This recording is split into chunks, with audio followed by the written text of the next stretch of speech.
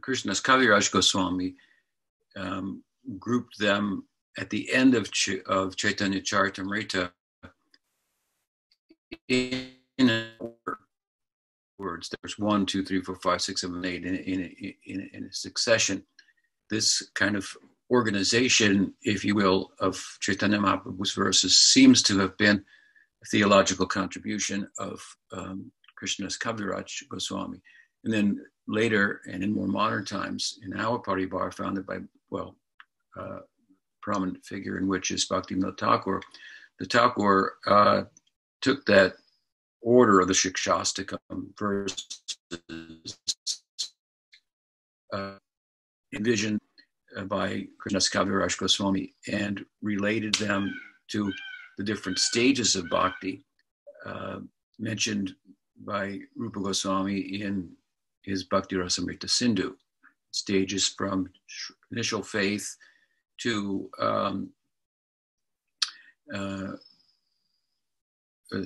sadhusanga, in which one would receive their bhajan, shiksha and diksha.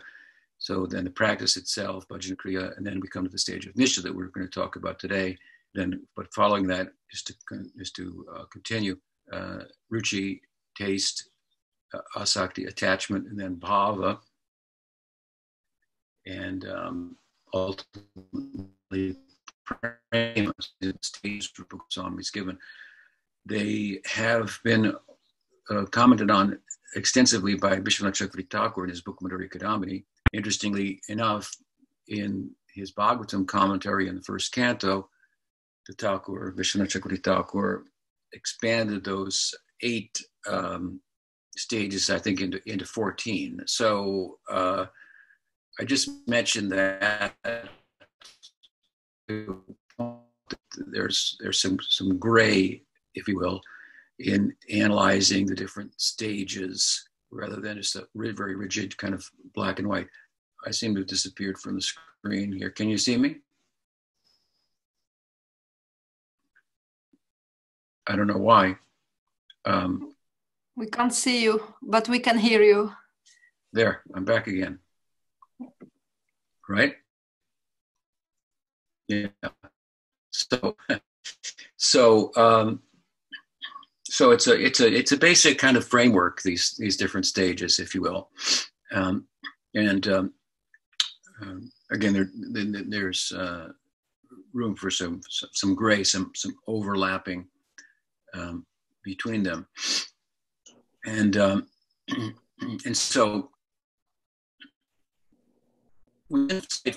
of Bhaktivinoda Thakur, I believe to have commented on those verses of Shikshastakam in relation to the different stages given by Rupa Goswami. He did this in his commentary on Shikshastakam and also in a book of his entitled Bhajan Rahasya. And in both of those texts, he does identify the third verse with the stage of Nishta. And probably the overriding factor there in that determination is the last line of the verse, Kirtaniya Sada Hari. So it speaks of a continuous, uninterrupted participation in Kirtan, which is bhakti, the implication of which is which is the main anga or limb of bhakti that Chaitanya Mahaprabhu employed. I've referred to it as the method to his madness, but the implication is there kirtan or any other of the primary angas or any combination of them, full engagement, continuous, uninterrupted engagement in bhakti. So having said that, it may be useful to look back at the Padyavali of Rupa Goswami, because there he has a category, Bhaktanam Nishta, so the Nishta, the firm faith of the devotees. This verse in that, under that heading. But he has placed a number of verses there, And it's just looking at them is an interesting way of kind of an insight into how you could say how Rupa Goswami looked at the stage of Nistha. And there we find a kind of a sublime confidence portrayed in the various verses of different devotees that seem to speak of almost a retirement of intellectual doubt and the study of the scripture for the sake of overcoming that, and so forth. So kind of having arrived at a stage where argument is no longer an issue, or even something that is that such devotees are enthusiastic to entertain,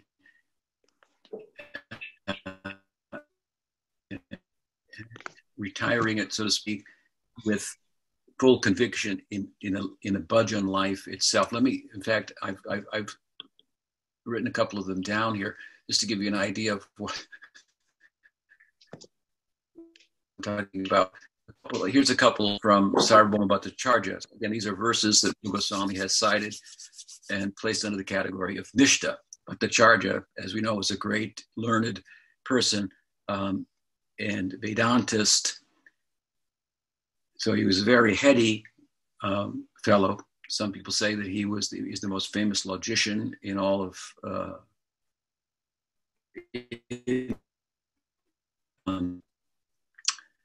he says, this is one of his verses that Rupa Goswami has placed under Nistha. The talkative people, he says, will rebuke us. We do not care. We will drink the liquor of love for Lord Hari. We will become completely intoxicated. We will roll on the ground. We will dance. We will experience ecstasy. So he was a person that was very much involved in intellectual debate in Gyan, and was, of course, converted by Chaitanya Mahaprabhu personally. And here he is expressing himself in Nistha, in Rupa Goswami's estimation, and it more than less constitutes a retiring of that type of intellectual,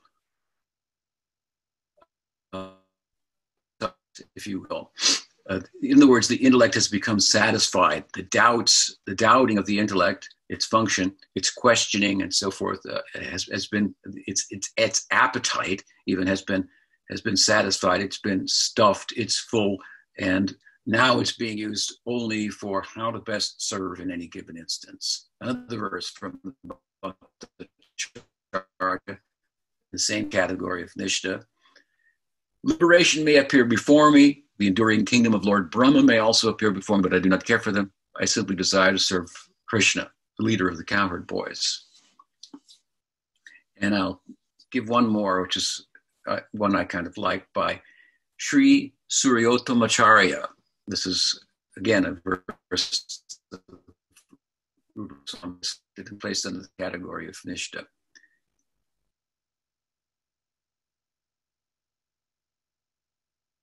Oh, I thought I had it written down here, but I don't.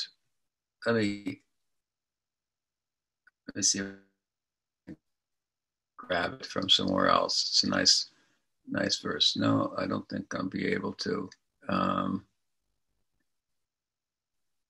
At any rate,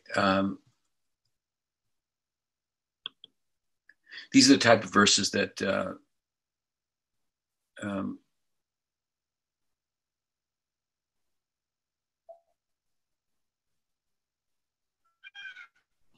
that Rupa Goswami has cited. And again, they kind of speak to us as to the end, if you will, of, I would say, of Nistha, the culmination of that, which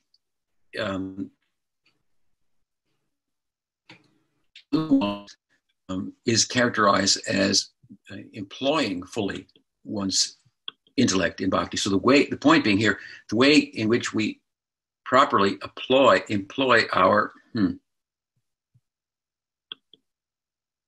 disappeared from the screen again. I don't know why that's happening. Sorry for that. We just turned you off to see your connection's really slow. So we're just seeing, I've turned off all the videos and I'm just seeing if we turn yours off, if it will help. Oh, sorry about that. Yeah. So anyway, Nistha, an engaging of the intellect in such a way as to, it has a big appetite. Like the senses have an appetite, the mind have an appetite for gratification. So does the intellect. Engaging our intellect, it will result in appeasing it, satisfying it, putting it in its place, so to speak, so that it doesn't, logic and reason, so to speak, are understood to have their limitations, and we can rise above and beyond them and enter, of course, into the next stage of ruchi, of taste. So this is again, by citing Rupa Goswami's verses, I think we're looking at the end of Nistha, where a proper engagement of the intellect in examining the scripture, examining one's faith, and so forth, strengthening with one's head, one's heart, results in really a putting the intellect in terms of its doubting function to rest. So a kind of a I've described Nistha at times as as an interim goal, but it's a high goal. It's to reaching the top of the mountain, so to speak, when the goal ultimately is to enter into the valley of praying below. So there's kind of relief when you get to the top of the mountain. You're no longer struggling with the mind, the senses, neither the intellect. The intellect has also been arrested and put in its place, so to speak. And that's, of course, art to strengthen the faith by exercise of the intellect that should be done in good association. But it's the way Rupa Goswami is describing it here in terms by way of citing these verses, it's kind of a restful, like, again, this analogy, I've reached the top of the mountain. Oh, I can see the valley below. So I'm very encouraged in the path from hill. So while I have in the past described it as an interim goal, it's not a low hanging fruit, so to speak. It's quite an attainment.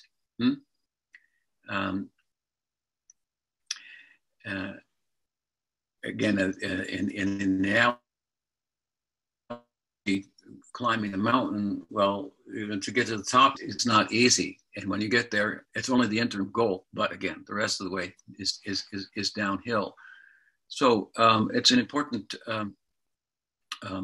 ideal or stage, and very much involves, as I say, and we don't often think of it like that, because we think controlling the senses, we don't think of controlling the intellect, but it also involves capturing entirely the intellect. So that's sometimes described as firm faith. So a well-reasoned faith, we could call it, which brings to mind the interesting perspective of our Paribar coming from Bhaktivinoda Thakur. Let me just interrupt myself for a minute. Can you hear me, Arjun City? Is it working better now? Not really. In fact, someone asked that we turn the video back on because it's not really helping. So what are your thoughts? Do I need to speak louder or? No, it's the connection. You have your connection saying it's like in yellow and red zone, or you don't have very much bandwidth, it says. Wait a second. I think I can correct that here. Oh, that would be wonderful. You may lose me for a second, but. That's okay. Be worth it. Is that better? No. Yeah, speak a little bit, and then I'm going to try putting it back on video. Okay, yeah, you can try the video, see. So it's worth mentioning when we speak of firm faith, there we go. When we speak of firm faith or well-reasoned faith, where to refer to Bhaktivinoda Thakur's insightful perspective on this, wherein he distinguishes between belief and faith. He sees belief as an expression of faith whose purpose is to serve and nourish one's faith. And as such, beliefs can be different for different people. And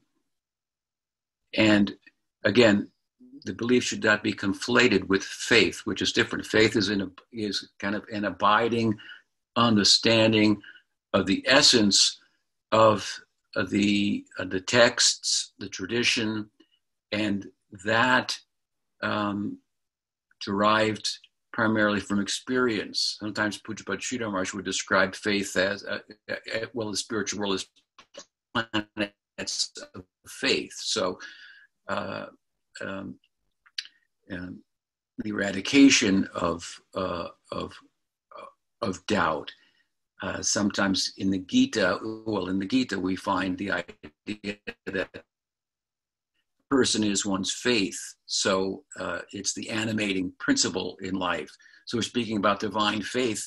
It's animating us to practice. It's largely derived from the experience that comes from applying ourselves in belief through hearing philosophy, through other expressions of the faith. But in particular, Bhaktivinoda Thakur has highlighted history and time. These subjects have come up in our talks at times in the past, and even in the recent past.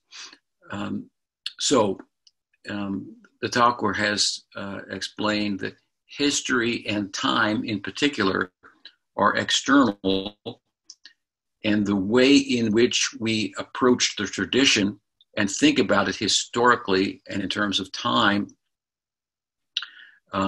may be different for different persons.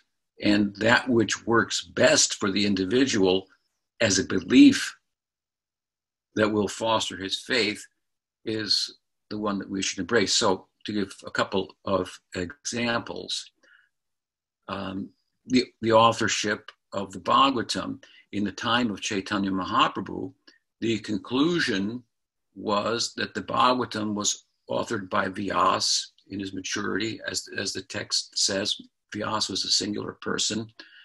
I believe it's described there that he had a number of sages who were editing the text. And this work of Vyas was basically taking the revelation, which was previously heard and spoken and not written down, and writing it down in Kali Yuga. That's the traditional kind of perspective, which there's nothing to argue about at that time, because there was no other way of looking at it. There was no other way of dating the texts or exploring who the authors were, and so on and so forth, outside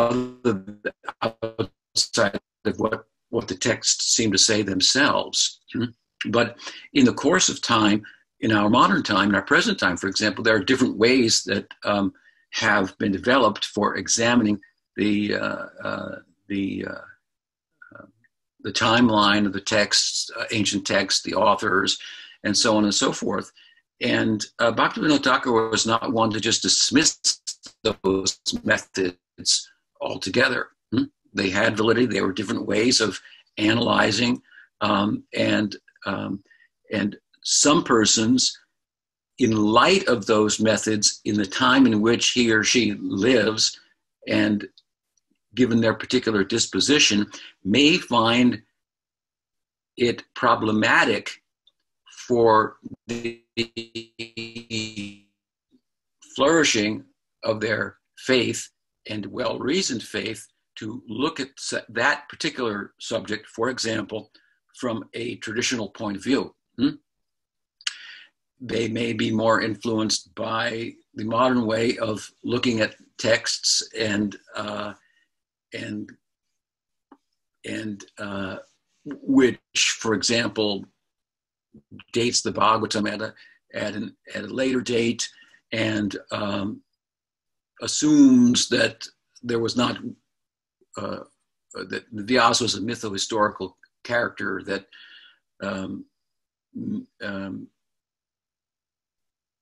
doesn't really isn't the I should say the singular author of the text, but over the course of centuries, different people wrote different Puranas and so on and so forth. The Bhagavatam, I don't know, forget where they dated and so forth.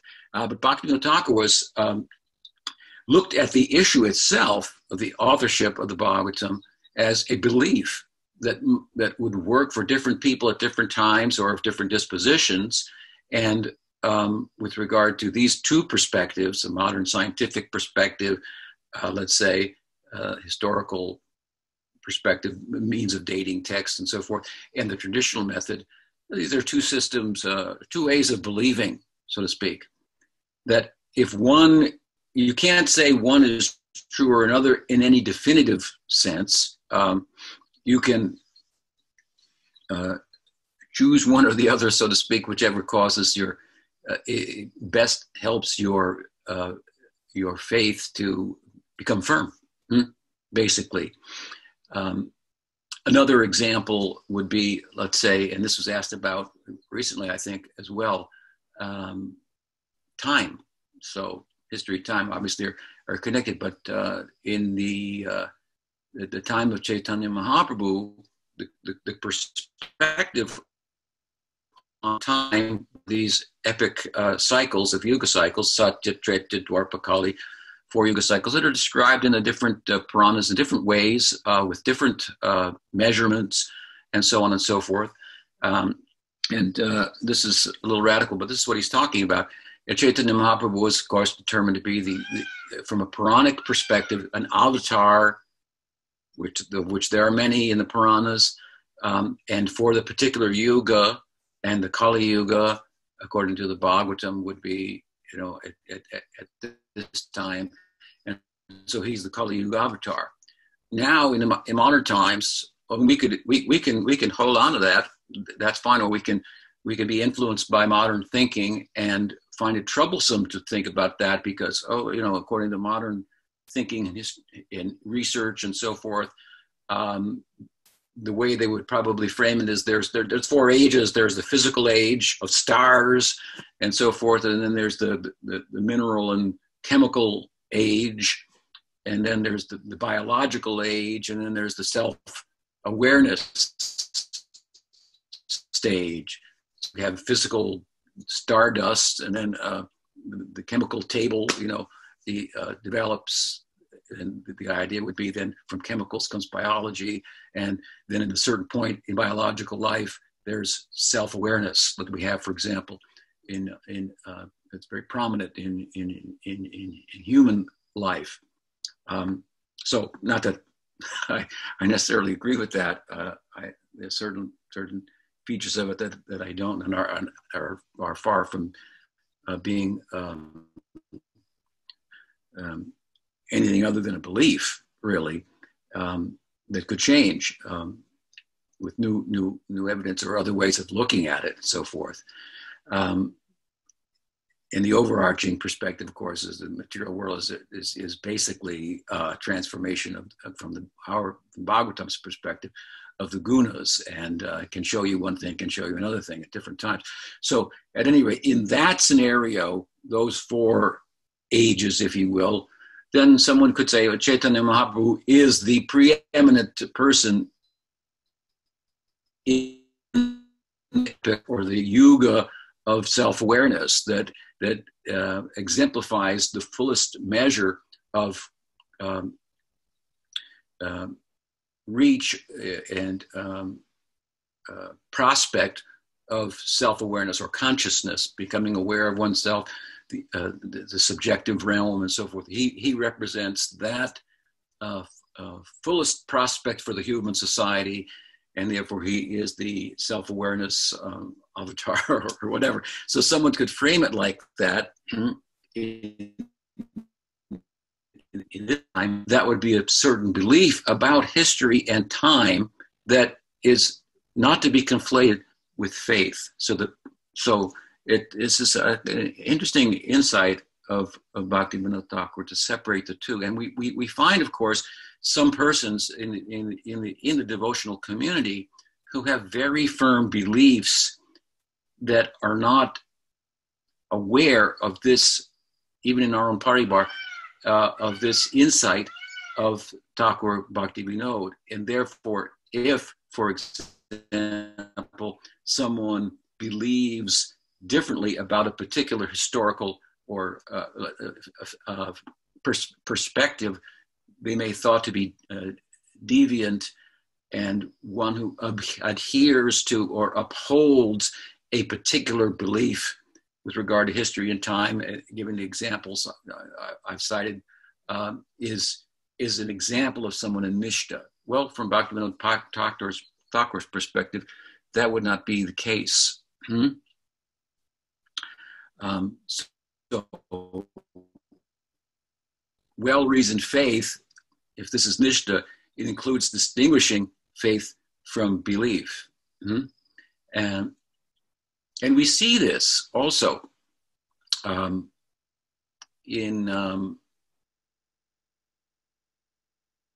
the end. There's a nice statement at the end of the Brahma Vimohan Leela,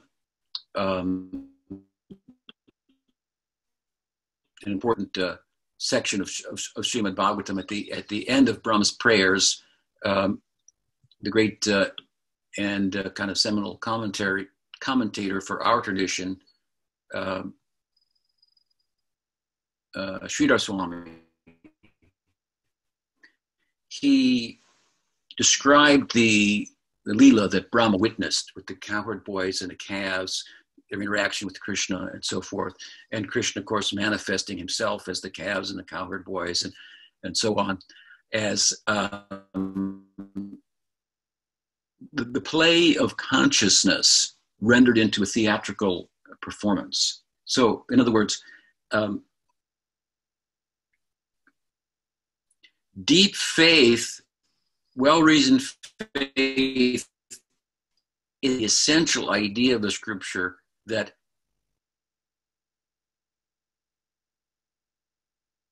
given the Abed, Achintya Abed metaphysic, there must be Leela, there must be in transcendence, there must be the prospect of interacting with the object of love. We call it rasa. And as it plays out, it's Leela. He spoke about it in a very kind of broad way with this phrase, the play of consciousness. He's defining Leela, the play of consciousness rendered into a theatrical performance. I like that very much. Another example, if you will, of what I'm talking about is that even though acharyas have spoken in a particular way about the tradition historically, about the Leela, Bhaktivinoda Thakur said that all the commentaries of the acharyas previously on the Bhagavatam were all basic, more literal commentaries. And they were useful for Krishna mentality, in which intellect is not as much involved, if you will. The faith is not yet well reasoned.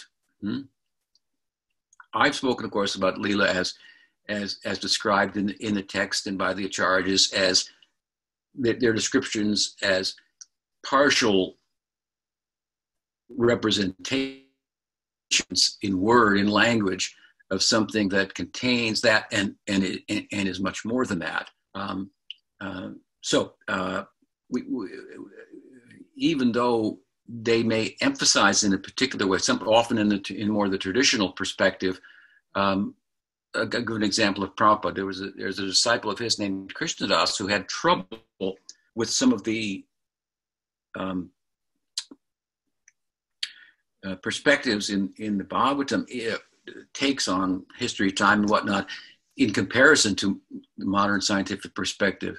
And Prabhupada, he wrote to Prabhupada about it. And Prabhupada wrote back and said, yes, there's some things in the Bhagavatam could be taken allegorically, and you don't have to think about it like that. If the modern scientific perspective on causes your faith to be nourished better by accepting that than going against it, then no problem. Then you should embrace it. But of course, he went on to say that doesn't mean that the scientific perspective is necessarily true. It's certainly lacking in many respects, especially as it veers towards materialism and the idea that there is no self and so on and so forth. But you can see that underneath Prabhupada's presentation, he had a well-reasoned faith, if you will, that enabled him to distinguish between belief and faith. Pujapad Sridhar Maharaj, another example. Sometimes there's a reading of the Bhagavatam in the 5th canto that can lead one to believe that the text is saying that the sun is closer than the moon. I don't think it literally says that, but it's often taken like that. Once when discussing with Pujapad Sridhar Maharaj about that, he said, oh, then you should think about it like this, that the sun is closer because its influence on us is stronger. So he took a very subjective kind of perspective on it. So these I think are some examples of what I'm talking about, that underlying even a more kind of literal presentation by great charge is a reasoned faith that enables them to distinguish between belief and faith. An important point, I think, to bring up. We're left by some imitation Nistha Bhaktas, if you will, to think that if we think differently about a particular belief and distinguish it from faith, that somehow we're not even in the ballpark, or to speak at Nistha, when in fact their Nistha is being brought into question here when we look at it from the perspective of Thakur and what it means to have a well-reasoned faith and a flexibility and real standing, I want to say, in a land of faith, really standing on the ground of experience, deep spiritual experience. So what is an example then of the deep spiritual experience of Nistha? As I said, it's an interim goal, but it's not, it's a high goal. You got to get to the top of the mountain. So it's not easy. There's a lot of effort to be involved. And taking advantage of grace and in the form of the opportunity itself before us. So an example that Jiva Goswami invokes in Bhakti Sandarbha is that of Narada Muni. Now, Narada Muni, of course, can be looked at as a Nityasiddha or a Sadhana Siddha. He be looked as a Nityasiddha who is playing the role of a Sadhana Siddha in Bhagavatam to teach. So sometimes commentaries on the section that I'm going to cite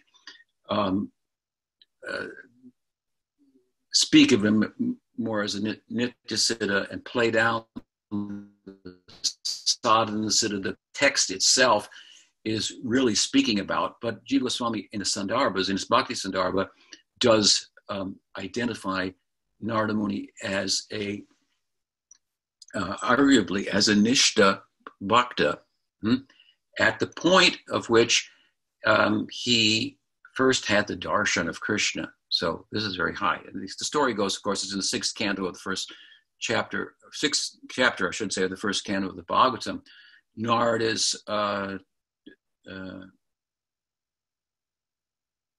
is living with her, who he doesn't know who his father is. She doesn't either. And during the rainy season, some sages take refuge in their house. And during the 4 months, they instructed the boy who became Narada Muni in Srimad Bhagavatam. So for 4 months, he served them, had their association, and so forth. And he got deep bhakti samskars from that kind of sadhu sangha. It's characteristic during the rainy season that the sadhus will hold up somewhere. So after they departed, then it so happened that his mother, going out to milk a cow, was bitten by a cobra and died from the snake bite. And this incident in Narad's life just served as a very powerful and compelling example of some of the fundamental teaching that from the sages rising out of the Bhagavatam, the temporality of the temporal nature of material life, and so forth. And it just really hit home with him. So he left home. Some say he burned the house down in terms of performing a cremation for the mother. Some say he just left the house altogether. And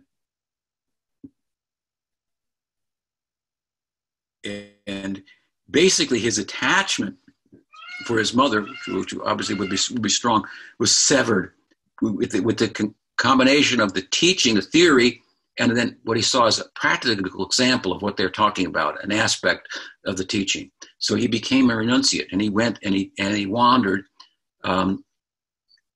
completely depending upon Krishna. In his Bhajan Rahasya, when Bhaktivinoda Thakur speaks about Nistha, he, as you know, Bhaktivinoda Thakur also connects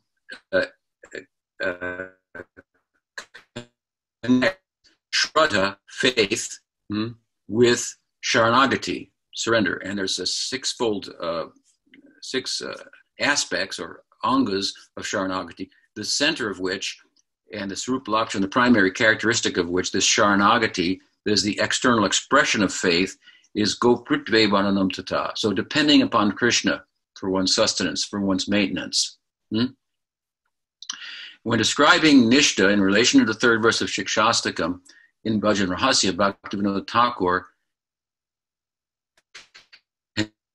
Nistha with Gopritve Vananam Tata, a full embrace of the really central limb of Sharanagati. And Narada Muni is an extraordinary, ancient example of that. I don't think that you can just walk out of your house right now in San Francisco and decide to become a renunciate. You might get arrested, and there's no sensibility in San Francisco for such a lifestyle as there was in ancient India, where people could do that and be provided for, and so on and so forth. Neither is there a natural environment there. It's concrete jungle and so forth. So you might do it a little bit differently in our present times. But in his time, Nard just walked out, went into the forest, and ultimately sat, as the Bhagavatam describes, under a banyan tree and invoked his mantra given by the sages, and he had the darshan of Krishna. Krishna in his heart appeared and spoke to him. And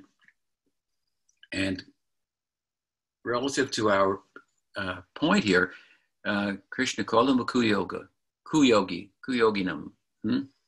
Avipakka, I think he's described as avipakva chayanam, which means that he still had some material residue, if you will, deep within his subconscious.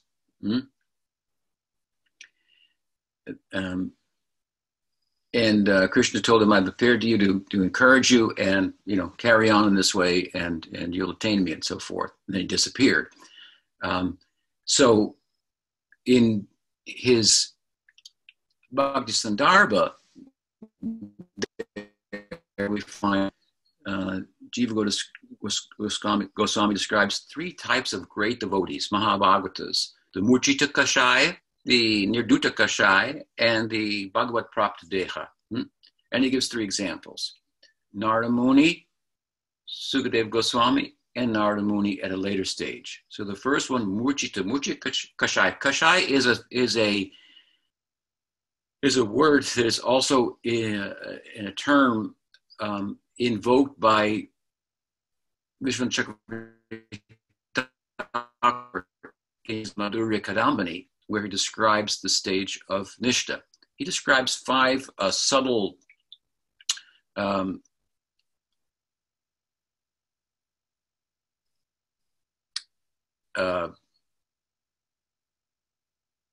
realities that once they are overcome, one is fully standing on the firm ground of Nishta. So again, there may be a beginning to it, Nishta, and an end. Nishta is the removal of obstacles, anarthas, false values that we're troubled by, that distract us, and they come in different forms. They come from previous good and bad karma.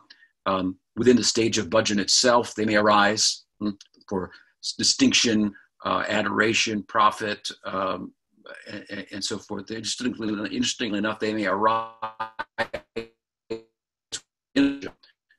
So within the earlier stage, when bhajan is not steady, they may arise there, and it's difficult to eradicate them fully within the stage. They can't be. They can be eradicated in the stage of nishta. And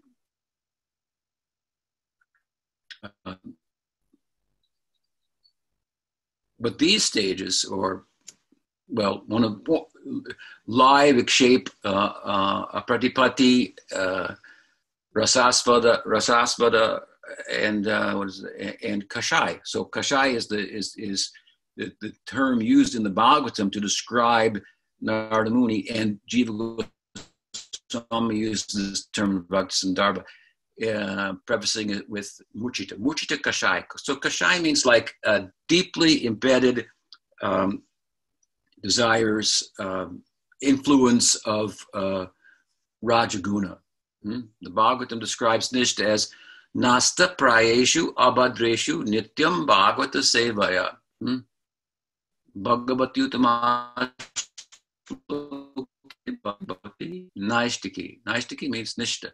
Regularly hearing the Bhagavatam, as Narada did, serving the person Bhagavatam, as Narada did, the sages. The Tada Rajastamo Bhava Kamaluvada Asjay Cheta Etaranavitam Stitam Satve Prasidati. The influences of Rajas and Tamas, they are practically finished. Not entirely. So there's some residue. That's what is being referred to by the word kashai in Vishwanath Chakravarti Thakur's description of Nishta, and in Jiva Goswami's description of these three types of devotees, the beginning one of which, or the lower of the three, is Murchita Kashai. Murchita means like the kashai, or this influence of Rajaguna, is suppressed. The devotee is such in his or her practice that although there's some seed, the implication is, of material desire, it does not have the opportunity to sprout, because it's constantly being flooded by engagement, uninterrupted engagement in bhakti. So Narada, arguably, is an example of a Murchita Kashai. I mean, Jiva Goswami has used this term.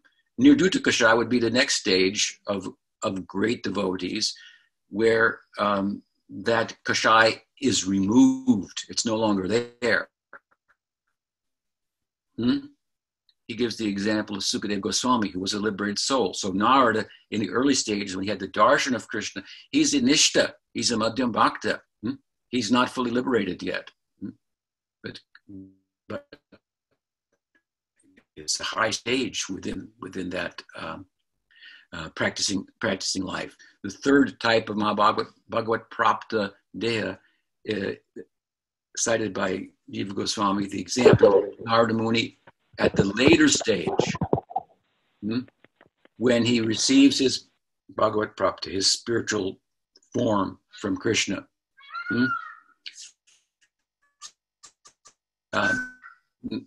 Now he's the most superlative type of Mahabhagavata. But again, we go to the bottom end and we're at Nistha. So Nistha is an interim goal, but it's not easy to attain. We have to strive for that. We have to make some effort, and it will be standing firmly on the platform and be able to speak like some of the devotees cited by Rupa Goswami in his Padyavali under the category of Nistha, like Sarvabhauma Bhattacharya. Intelligence has been fully exercised in bhakti. Logic and reason have been put in their place, and they are, reason and doubt is no longer an impediment to my life of bhajan. I don't care what anybody says at all. I've reasoned through it, and such that my reasoning has fueled my practice sufficiently to give me experience now that I'm no longer in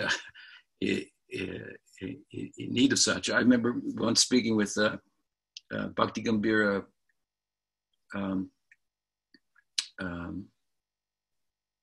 I can't remember his name, Bhakti Gambhira.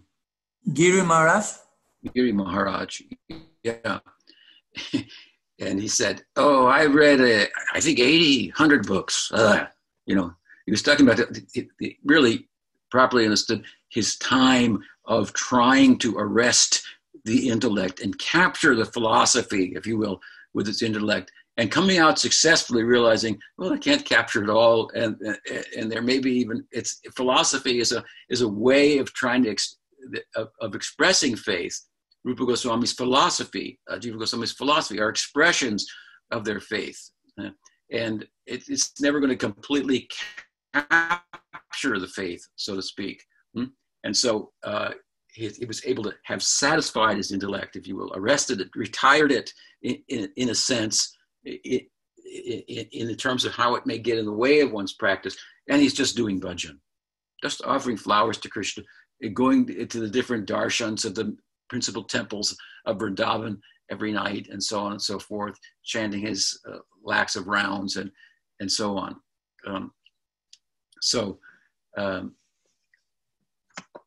A nice example, if you will, of what I'm talking about. So the practice is such in Ishta that although there is some residue, it doesn't get, it doesn't arise. Kashai, that's from Rajagun. Laya is another, of course. Laya means arising from Tamagun, that influence where one falls asleep while chanting, falls asleep while hearing the Bhagavatam. If you can't get to sleep at night, read the Bhagavatam, they say. You can go right to sleep. So I think some creation that it will be easier not to fall asleep while hearing, less difficult to not fall asleep while chanting, and more difficult to not fall asleep while trying to meditate. So some gradation within that, but it is basically the influence of Tamaguna. Nishta means, in the full sense, overcoming that. Vikshepa means distraction while chanting, other thoughts and ideas that one thinks of, and so forth. That's also, well, Laya is from Tamaguna, Vikshepa comes from Rajaguna. Apratipatti from Tamaguna means, despite having even overcome Laya and Vikshepa, one may be lack motivation, some apathy, because he doesn't have full taste. So this will also be in Nishta. Kashai, we've mentioned, and Rasasvada would be the entertaining of, in the mind, sensual pleasures and so forth, having a taste for them, and that taste getting in the way, if you will, of one's concentrated practice. So Retiring these five is, along with the principle to a large extent, I think Vishwanath Chakravarti Thakur gives different stages of eradicating these anarthas: complete, absolute,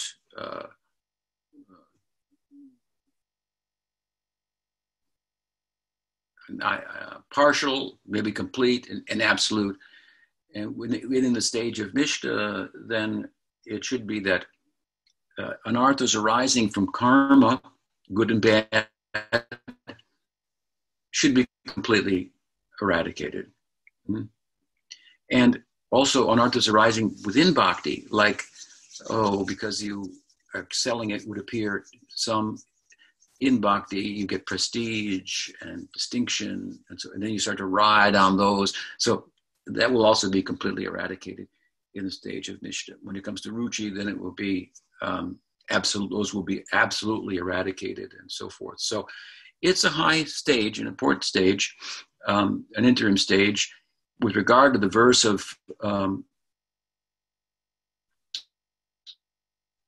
Chaitanya Mahaprabhu himself, that we're deriving the idea of Nistha from, there, Vishwanath Chakravarti Thakur and Murari Company has given two kind of types of Nistha. Nistha, the actual practice itself, Kirtaniya Sadahari, uninterrupted practice, and Nistha with regard to things that will help the practice to flourish, such as the fourfold mandates, or the decorum, as I like to refer to it, of the devotees, given in that verse. Trinadapi Sunichena, Torodapi Sahishtana, Amanina Manadena, Kirtaniya Sadahari. So being humble and in great measure, humility and tolerance, and that tolerance should be such that in Bhaktivinoda's estimation gives rise to compassion for others, expecting no honor for oneself and giving honor to others.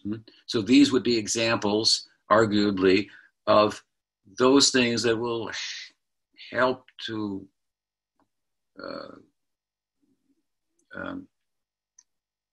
steadiness in those things will be is a type of Nistha, and steadiness in the practice directly of hearing and chanting itself, the latter being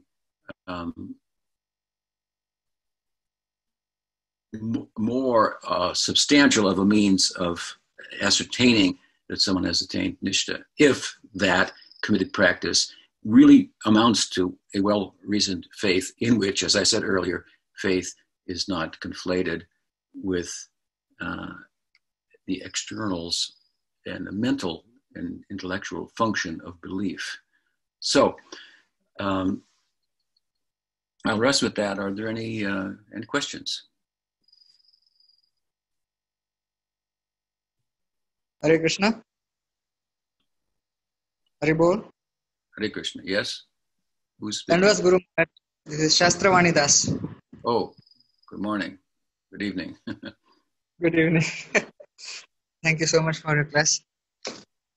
I had a question that if a sadhaka who is not on the stage of Nishtha, who is not sufficiently pure in heart, On the stage of what? Hello? Yeah, if he's not on the stage of Nistha? Yeah. Yeah. Yeah. And but he is intellectually convinced, and he has faith in the process, in the path of bhakti, in the Harinam, in Krishna, but he is not, or she is not on the stage of Nishtha yet, like that. Yeah. So reading the scriptures and understanding them for this kind of a devotee, how useful it would be? Is it useful because he is already convinced? He does not need more conviction. He just needs to be serious in the practice of bhakti. And if such a devotee has a calling to read the scriptures and try to analyze the arguments, try to refute the Purva Paksha who is arguing against bhakti. For that, he wants to read the scriptures, not for his own conviction like that. So, what would you say? Yeah, there will be persons like that. So it's not one size fits all. But I think that ultimately the reading of the scriptures will culminate in hearing the 10th canto of the Bhagavatam, especially the Braj Leela, and so forth. And that's more, I think, what the verses of Rupa Goswami citing Sarvabhauma Bhattacharya, etc., were about. But I think that that exercise that you're speaking of will, if done properly, will increase one's conviction, and it's kind of the part of the process of arriving at a fully satisfied intellect, if you will. So no harm. I mean, and some people will be inclined like that. You're inclined like that, so you should do that. But then again, also, we do want to study the scripture, and we may have an inclination to understand the arguments well, and retire the doubts of others, and seeing the logic of it, our faith may increase and so forth. But overall, we should try carefully to read and study and see, in doing so, the extent to which it actually serves to compel us to practice itself. Not that hearing chanting is a practice. I mean, studying the scriptures is jnana yogya, according to Bhagavad Gita. So there's a place for that. But its purpose then is to compel us to an easier thing in one sense, but not so easy in another sense, hearing and chanting. Right. Right? Does that help? Yes, Guru Maharaj, it helps. Okay, good to hear from you. Thank you. I'm spending a little time looking at your paper, your master's degree there. I've got a couple other things on my plate, so don't be impatient. I'm getting to it. Thank you, Guru Maharaj. Okay. Grateful for that. What else? Any other questions? Comments? Did the reception turn out okay, Arjun City, or? A little better. Yeah, it was better towards the end. Yeah. Okay. Thank you so much. That was a wonderful class, even with the technical. Some interesting points. Yeah. At any rate. And you don't want to be in a position. You don't want to be in a position where you're really fully practicing, but you don't know what you're doing, and so you end up in just a big expression of nimagraha. Following things without understanding what the purpose is. That's not Nistha. Anyway. So anything else? Anyone? No. We're lucky to have so many serious devotees, sannyasis, giving classes on the subject. I thank Padmanabh Maharaj for organizing this. I think he was the organizer of him and others there at Sharanagati. I haven't had a chance to listen to the other talks, but I hope to have a chance to do that afterwards. Are they available somewhere online? Hopefully they'll all be available. We're working on it. Okay, good. All right, thank you all. We'll hear from you again on Wednesday, right? For Lord Nrsingadev's Appearance Day. You're going to give a class. Yeah, what time is that? 11 o'clock your time. Okay. Okay, sounds good. I have a question. Is possible? Well, question. I have a question, Maharaj. Sorry. Oh, go ahead. I am reading some book about Krishna Lila or different devotee, and I feel some attraction, but in the meantime, I am not at the level of entering or understanding with the heart.